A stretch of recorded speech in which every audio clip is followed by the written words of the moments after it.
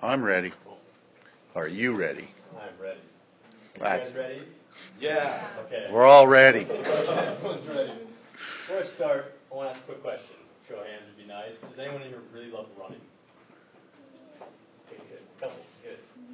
Thought I'd have to ask biking too. Good. So imagine you want to do a marathon. Go out, you're ambitious, so you go running.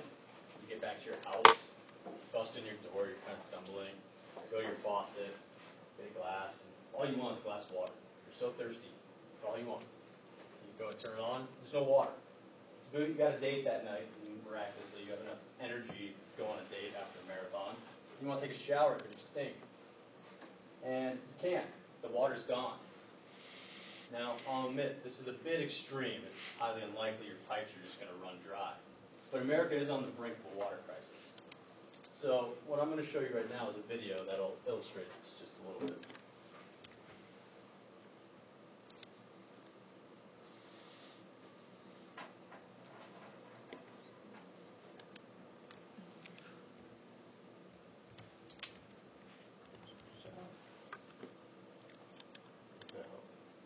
Oh, yeah.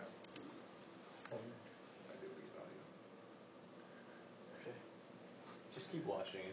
The audio is just music anyway.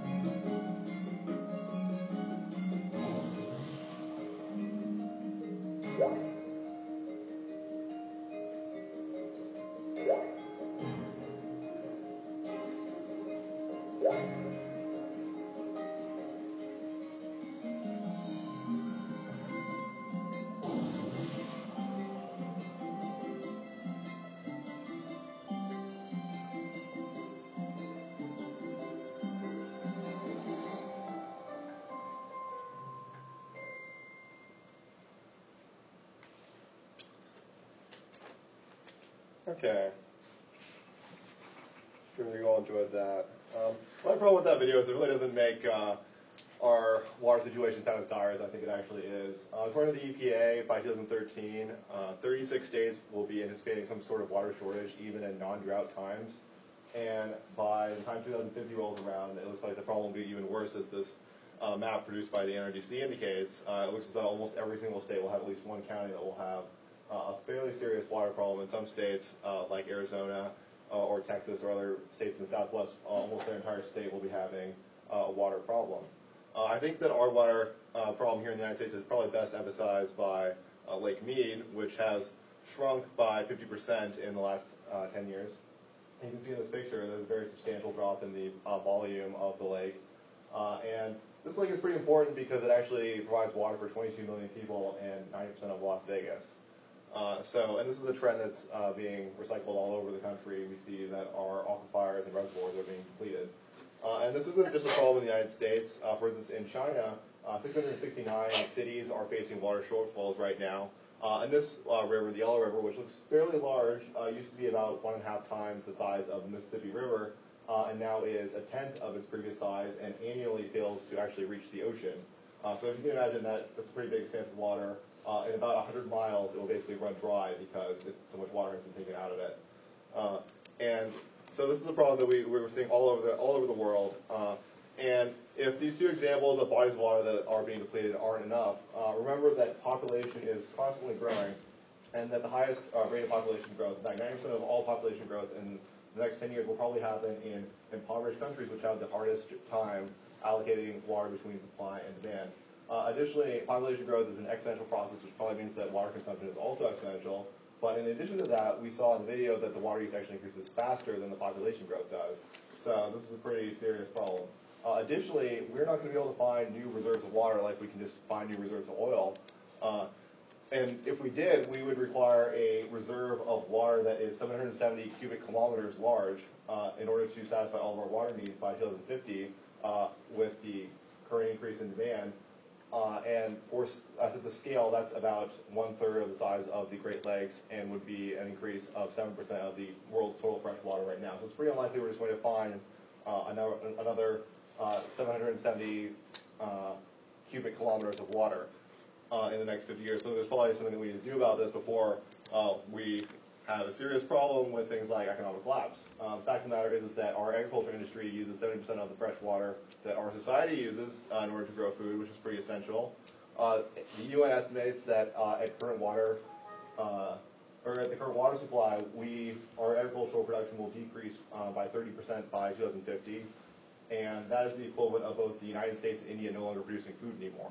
Bear in mind, again, that the population will probably increase, which probably means the demand for food will probably increase by 2052, which means we'll have a serious problem. Additionally, this also has serious repercussions for our economy.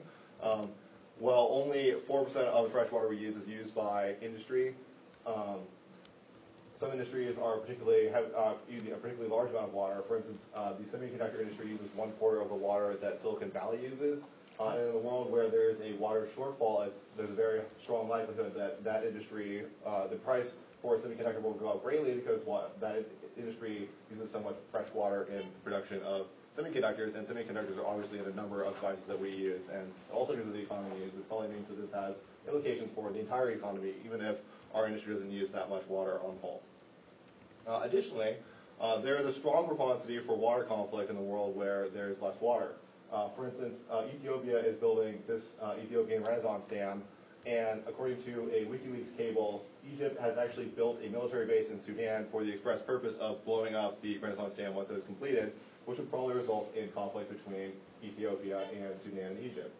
Additionally, Laos is building the Jaiviri Dam on the Mekong River, which is having similar implications for Vietnam and Thailand, who have threatened to take military action against it as well, because they believe that in the world where this dam is built, they want to have enough fresh water in order to continue to live and grow food and stuff like that.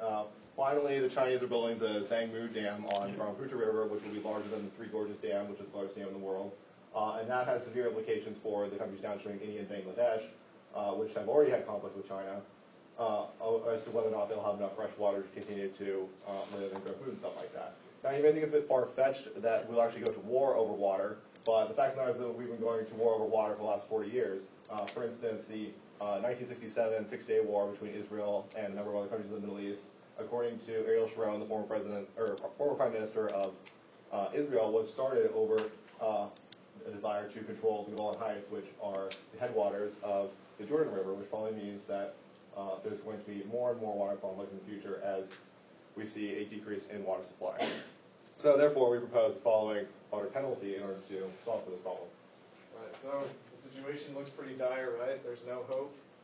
Actually, all we have to do is penalize the people that are being the most wasteful with their water. So, the question that you probably care about is how much of a penalty are you going to have to pay? And all you need to do to figure that out is multiply three numbers. and that will be how many cents you are liable for. The first number, and this is per household, by the way, how many cents your household will be liable for. First number, N, is how many average households your house is equivalent to.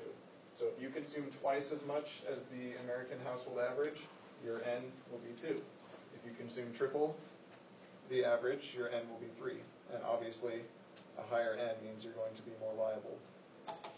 Z is the most complicated one.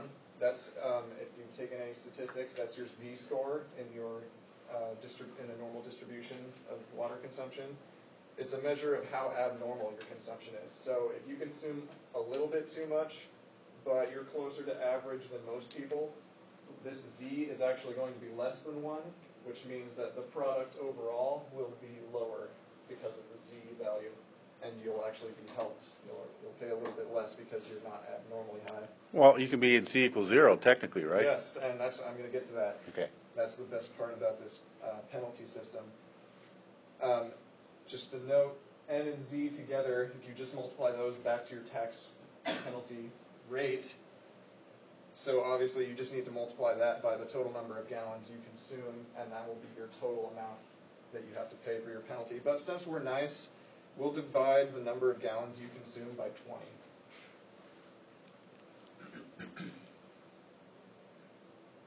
And again, that rate comes out to cents per gallon times gallons, so that's just how many cents you're going to pay.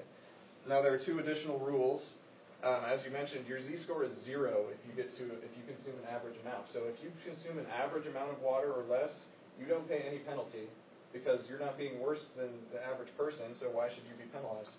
If you consume a sustainable amount, and that sustainable amount would be, there would need to be some kind of committee of scientists formed, or you would use the EPA or something like that to determine what's the sustainable amount for our country to consume in total.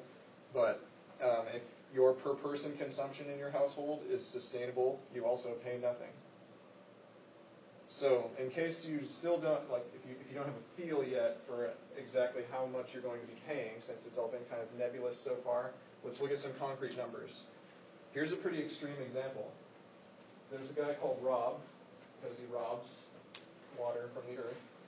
He consumes triple the average of the United States. He's consuming 3 times as much as the average person. And let's say that that's pretty abnormal, and 92% of people are doing better than Rob, consumption-wise.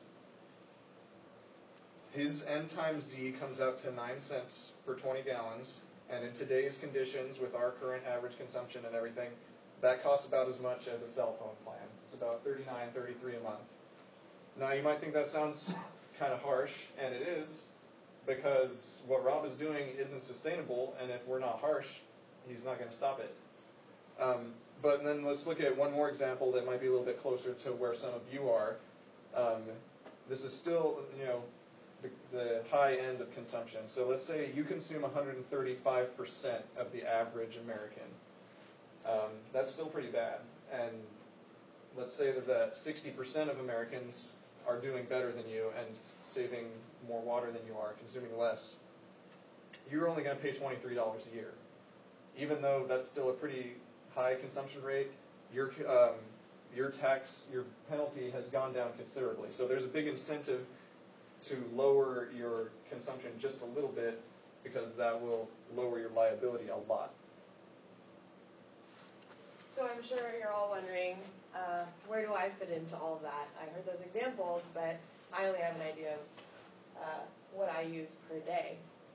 And so let's look at an example for the average household, which is about 350 gallons per day. And let's assume it's a crisp November day in Oregon, and this is assuming you fixed all your leaks in your house. You can take 4 to 5 average showers per day, about 9 minutes, and use 47 gallons from the faucet for drinking water, washing your dishes.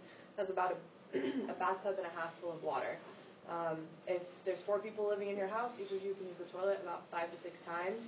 You'll have enough water to water your plants. You can run your dishwasher once that day. You can run your washing machine 2 that day. And this is on a daily basis, so you could do this every day, in theory. And then you would have still a good amount of water left to spare, which could be used for longer showers, or if you want to wash more of your dishes by hand, this is using the numbers for shower heads and toilets that are kind of average today. But if you have a more shower head or a toilet that conserves more water and doesn't waste as much, then you increase your shower time and increase the number of toilet uses and water. You can use that water other places. So the advantages of this plan is that if you're the average American and the examples on the previous slide apply to you, then you won't have to pay this tax. Or if you use less than that. It's really easy to enforce too, because we already have a system of measuring how much water you're using with your water meters. And it incentivizes everyone to share water resources more fairly, because if a small percent of the population is using most of the water, then that is consuming resources and taking them away from you, and can increase overall prices of water in the future. And that's, not only is that not fair, if we keep letting that happen, there's not much we can do to fix it. And it also helps save water, and Maka and Derek will talk about how the revenue from this penalty can be used to maintain the cost of water so it doesn't increase and possibly even decrease it. All right. Let me get these slides up here. Okay. So first, our infrastructure is really old, probably built in like the 50s or something. These pipes leak 7 billion gallons of water per day. Now, I don't know if you can see all these little dots. There's pipes in there. This projector you can handle. But each one of those represents an Olympic-sized swimming pool that we could fill with that water each day. So clearly, fixing these leaks is really important. If that scale doesn't work for you, this might. This is supplying Eugene and Springfield, this whole area, for 6.5 months. Every day. This is how much water just kind of seeps into the ground. Further, these are various ways we can spend our money to actually increase water efficiency. First, starting with like rain barrels and cisterns, which are basically just big containers that catch rainwater, and you can use them to water your lawn, or presumably it would be like some courthouse would be watering their Or you can make Jimbo beer out of it. Exactly. And as you can see, the cost for these things is not very high as far as the initial layout. $50 to $190 for a rain barrel, or maybe if you build a huge cistern, it's $10,000, but still not a terrible amount. Next is doing native landscaping. The importance of native landscaping is that native plants are drought resistant. These drought resistant plants then soak up rainwater, stop it from flowing into the streets, getting polluted, getting back into wastewater. Anyway, it just helps nature reclaim the water and keep it more pure and keep it more accessible. The next thing, which is a bit more invasive but very important, is constructed wetlands. Now, they're much more expensive to build at almost like $40,000 an acre, depending on how efficient you want to make them. But wetlands are very important, purifying water and also habitat. So as you can see, we have varying levels of initial cost, but cost per gallon is best with wetlands, then followed by native landscaping, and then you have much higher cost per gallon with rain barrels. But the important part here is that regardless of how much revenue we have from this tax, we have somewhere to put it. But perhaps the most important thing we want to talk about is desalinization, which I'm not going to tell you about. So as I touched on earlier, population of the world is going to continue to grow, which probably means that our water demand is also going to continue to grow. And because we have a finite resource, it probably makes the most sense to get more of that resource. The best way to do this, in our opinions, is to use reverse osmosis desalination. Right now, this is cost prohibitive because in order to force salt water through a filter that removes all the salt from it and the other ions, we need an enormous amount of pressure in order to do that, which requires an enormous amount of energy. However, we believe that there are a number of novel solutions to this problem. For instance, MIT came up with this idea of using a graphene filter, which is just a carbon sheet, which that picture indicates. It's the turquoise molecules in there. And that requires substantially less pressure in order to push the water through because it's much thinner than the conventional filters we use right now. Our aim is to use the money generated from this water penalty to develop new technology like this that's the propensity to solve for the increase in water demand in the future by using salt water to make fresh water for human use that we have a very, very large amount of. So to conclude, this diagram has 3 water bubbles on it. The largest of them is all the water on Earth. The medium-sized one is the fresh water, and then the very smallest one below the medium-sized bubble is the surface fresh water that is available to humans. Right now, we share all of the water in that smallest bubble between us, and so we think that's very fair and equitable if people that take more than their share of that smallest bubble are penalized. But we think that the best long-term solution is to be able to take water from the largest bubble, that of all the water on Earth, including seawater, and put it into the smallest bubble so that there's more water for everyone to use and to consume. So that concludes our presentation.